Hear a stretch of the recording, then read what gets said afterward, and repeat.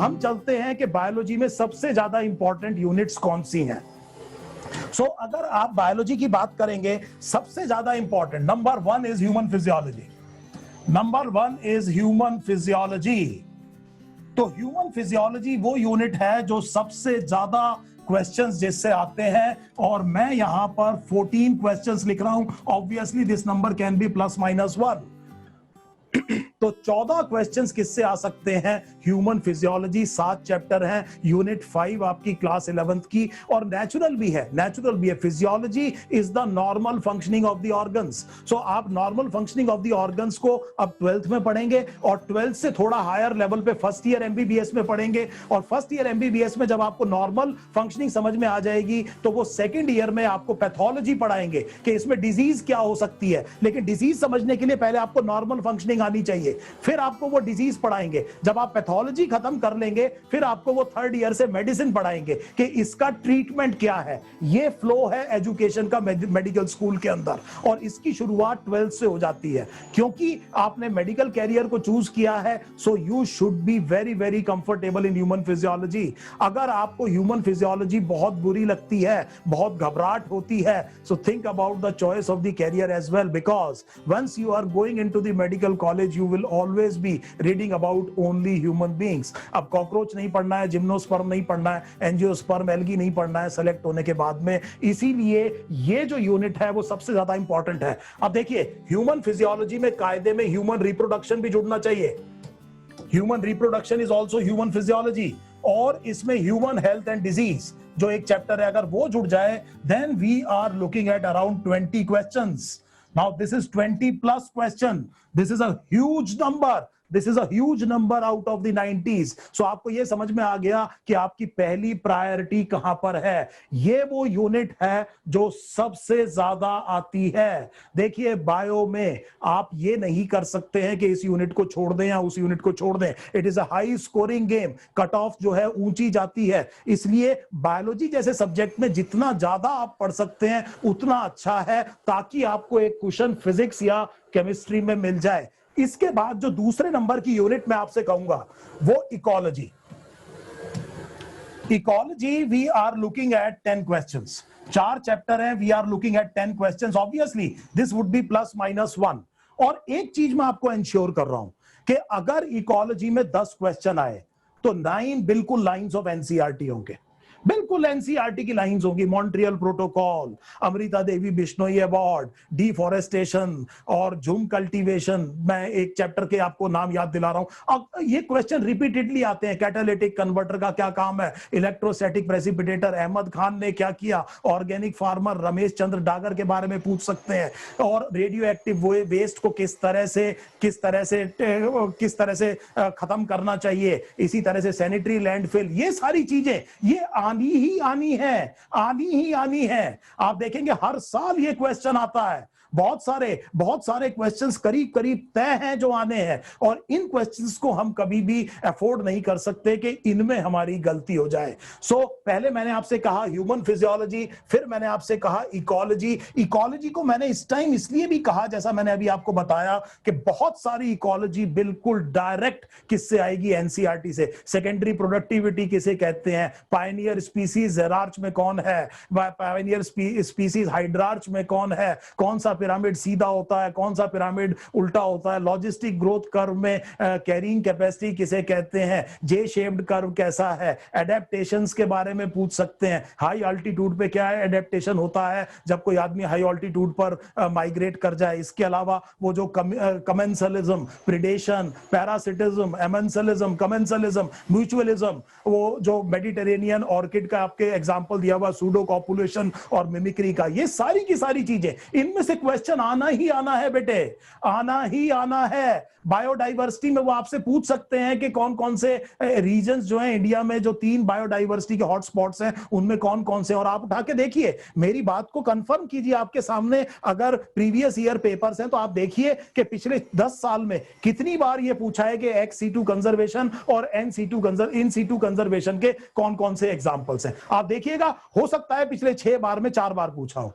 अब इस तरह का क्वेश्चन जो बार बार आ रहा है, सीधा एनसीईआरटी से आ रहा है, और अगर ये गलत हो रहा है ये वो वजह होती है कि बच्चा अच्छा नहीं करता बायोलॉजी में अच्छा नहीं करने की ये वजह नहीं होती कि क्वेश्चन कुछ ऐसा आ गया जो बहुत ज्यादा खराब था या बहुत ज्यादा डिफिकल्ट था, और मैंने वो क्वेश्चन जो छोड़ दिया वो केवल 5 क्वेश्चन का छोड़ दिया, और उसमें भी मैंने आपसे ये कहा कि ऐसा नहीं है कि वो उनमें से आप कुछ नहीं कर पाएंगे। This is very very easy to understand. दूसरी चीज, एक चीज ये समझिए, तो देखिए इसमें मतलब यहां पर ये जो रिप्रोडक्शन यूनिट है, यूनिट 6, ये बहुत इंपॉर्टेंट हो गई, इकोलॉजी बहुत इंपॉर्टेंट हो गई। 11th में एक और सेल बायोलॉजी बहुत पूछी जाती है। Now this is very very important to understand. Cell biology जान है किसकी? बायोलॉजी की।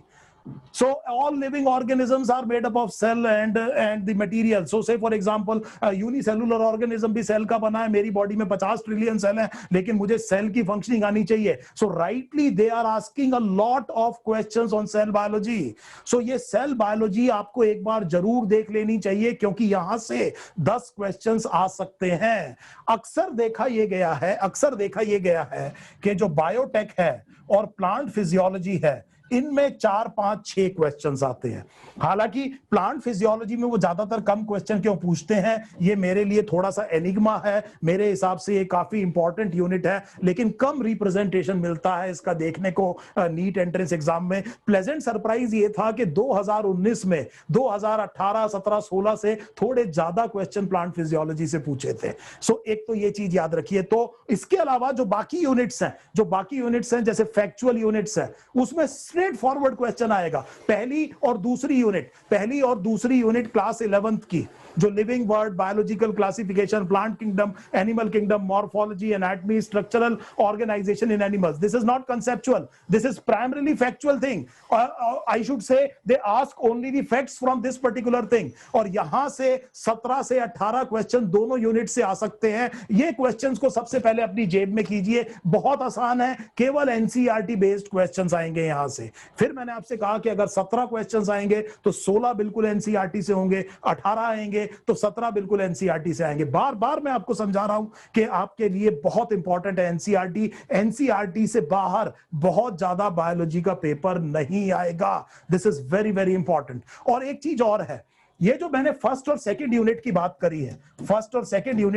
करी है, और मैं आपसे ये कह रहा हूं कि इसमें प्रीडोमिनेंटली फैक्ट्स पूछे जाते हैं।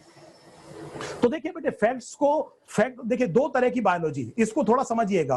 बायोलॉजी को मैं 2 तरह की बायोलॉजी बता देता हूं, एक फैक्चुअल बायोलॉजी हो गई, एक कंसेप्चुअल बायोलॉजी हो गई। अब इनको पढ़ने का तरीका क्या है? फैक्ट्स जो बेस्ड बायोलॉजी है, उसकी एक फैक्ट शीट बनाई जाती है। बहुत सारे फैक्ट्स अपने अपने हाथ से लिख लिए और उनको आपने बार बार रिवाइज किया।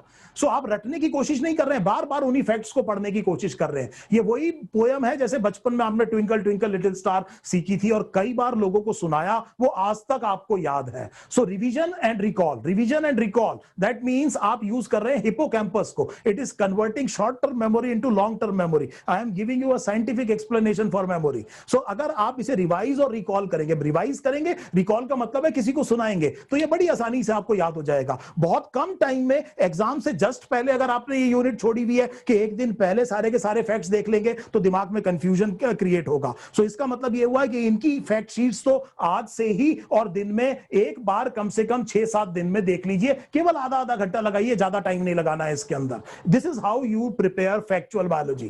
कंसेप्चुअल बायोलॉजी, एडीएच कम हो गया तो क्या होगा, ये मान लीजिए सेरिबेलम में चोट लग गई तो क्या होगा। ह्यूमन फिजियोलॉजी में हमारे प्रोजेस्टेरॉन अगर सिक्रीट नहीं हुआ, कॉर्पस ल्यूटियम डीजेनरेट हो गया तो क्या होगा। इस तरह की चीजें एक बार पढ़ी जाती हैं, टाइम लगा करके पढ़ी जाती हैं, और उन पर फिर वैरायटी ऑफ क्वेश्चंस किए जाते हैं। जितने ज्यादा आप क्वेश्चंस कर सकते हैं, उतने क्वेश्चंस अटेम्प्ट किए जाते हैं ताकि आपकी मास्टरी हो सके। सो क्या आप इस तरह से कर रहे हैं? सो मेरा जो एक्सपीरियंस है वो मुझे ये बताता है कि बायोलॉजी को इस तरह से अप्रोच करना चाहिए। And certainly getting 300 plus in biology is not at all a difficult task. बाकी जो यूनिट्स मैंने यहां पर मेंशन नहीं करी हैं, वो करीब करीब सारी की सारी इक्वली रिप्रेजेंटेड होती है। सो बायोटेक्नोलॉजी, मैंने आपसे ये कहा कि बायोटेक्नोलॉजी, प्लांट फिजियोलॉजी थोड़ा कम, ये यूनिट्स यूनिट्स थोड़ा ज्यादा और बाकी यूनिट्स जो हैं वो करीब करीब इक्वली रिप्रेजेंटेड होती हैं सो इसका मतलब ये हुआ कि करीब 8 के करीब क्वेश्चन जो है वो हर यूनिट से